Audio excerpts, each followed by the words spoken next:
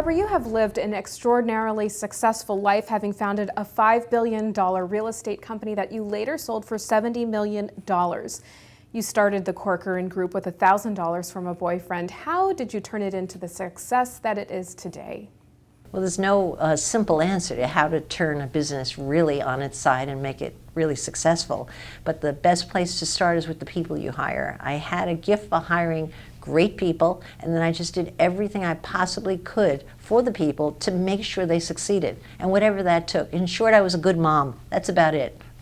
What a lot of people may not know about you is that at one point you faced some extraordinary challenges in your life. You were a D student with dyslexia who by the time you turned 23 had worked a staggering 20 different jobs.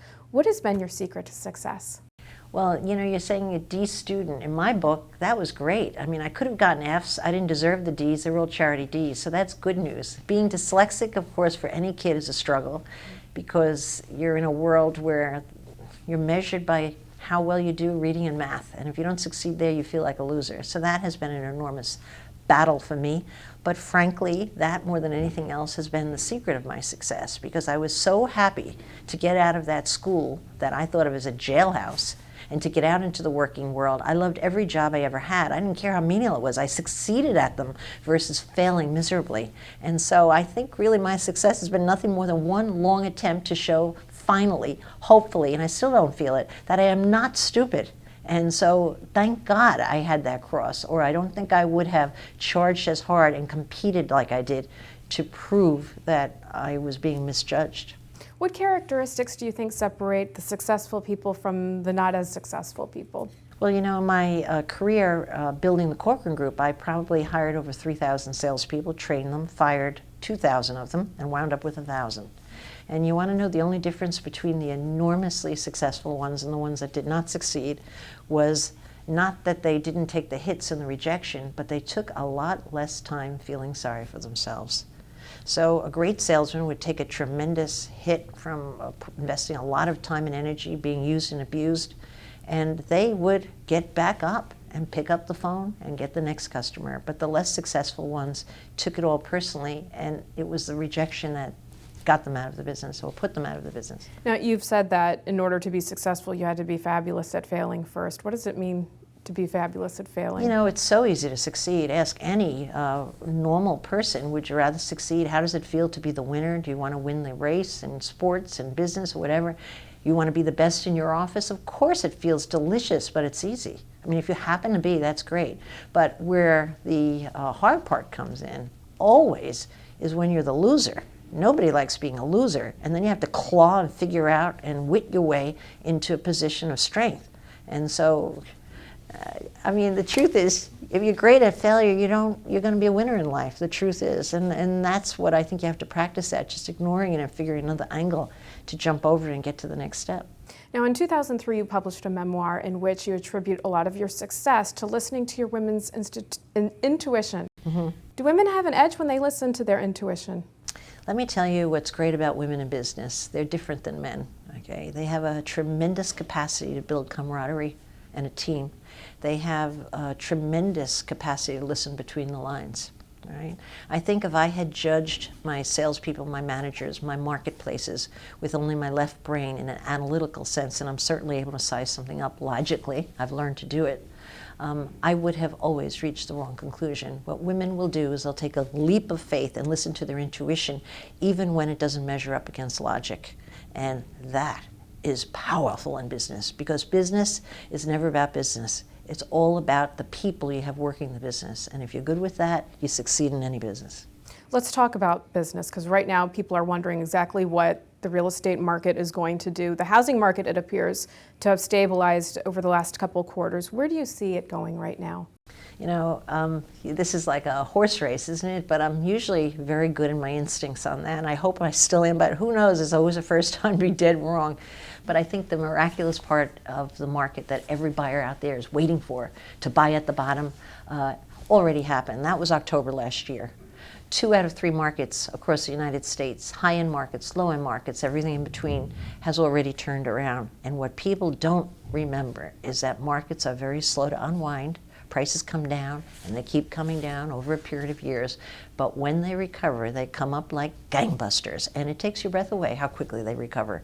And so I think anybody who at all was thinking of trading up to a bigger house or buying their first house or whatever the heck it is, you'd be absolutely out of your mind to wait much longer, because it's like a crowded restaurant. People love to buy in a crowd, and the minute you lose a house to the next buyer, that's when the market sets itself on fire. And I think we're poised for that right now. So you believe real estate is a wise investment right now? I think real estate is a wise investment always, and I know that sounds like I'm smoking dope or something, and I'm not. But the thing is real estate is a wise investment because almost everybody would prefer to own than to rent. Most people like to own their kingdom, their backyard, and put the picture on the wall and be in charge. That's human nature. Most people prefer to own. But in the last 5 or 6 years, for the people who bought at the height of that market, that was a bad financial mistake. But today, with low money, cheap money, low prices, steals of a deals, hanging low fruit on, plucking, you could plug it off. I mean, how could you possibly not say that now it wouldn't be an absolute perfect time to make a good investment?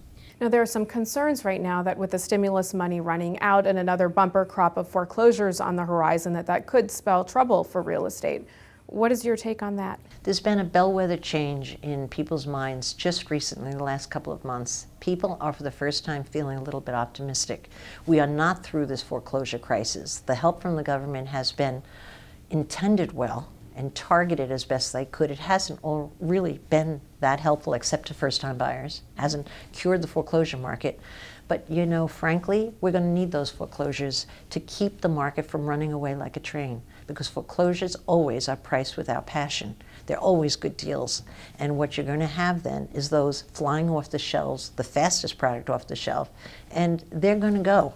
And so we're going to be thankful for the foreclosures versus cursing them, as we've been doing for the last 5 years. Let's talk about foreclosures, because there are a number of people who are facing a really tough decision right now, a moral decision versus a business decision.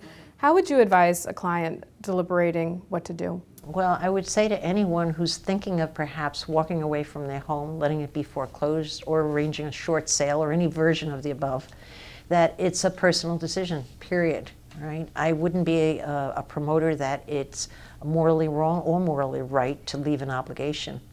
But you know what? There's a different kind of attitude today, and it's different because the big guys, the big players, publicly have been doing it, walking away from obligations, ripping people off, and so it's really changed the little guy's attitude toward how morally wrong it is to walk away from a house. You know what? Like in anything, you need to put your family first, yourself second, and then your house is way down on that list. The truth is, you got to do what's good for you. You are one of the nation's most sought-after motivational speakers.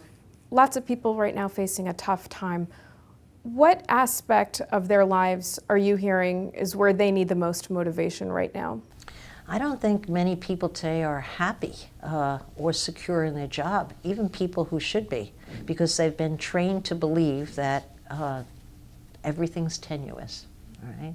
And that's so sad, because one of the greatest joys in living, where you spend so much of your time, more time there than you do with your family, is certainly in the job place. And so for so many people who have lost their jobs, or won't ask for the raise, or feel like they're quietly threatened day in and day out that their job is not secure, I say things are changing. You're going to be able to get even. Because when the market recovers, the power goes into the hand of the employee versus the employer. And things are subtly changing. And for so many people who honestly lost their job and had the gumption then to follow their dream and try to do something else, most of these people are very happy because of it. And so life is funny. All the bad stuff often winds up as the best stuff, but too bad we don't get to feel it when it's happening. All right, Barbara Corcoran, thank you so much. You truly are an inspiration, and thanks for pleasure. sharing all of your motivational ideas and advice. We appreciate it. Thank you so much. And thank you for watching Newsmax TV.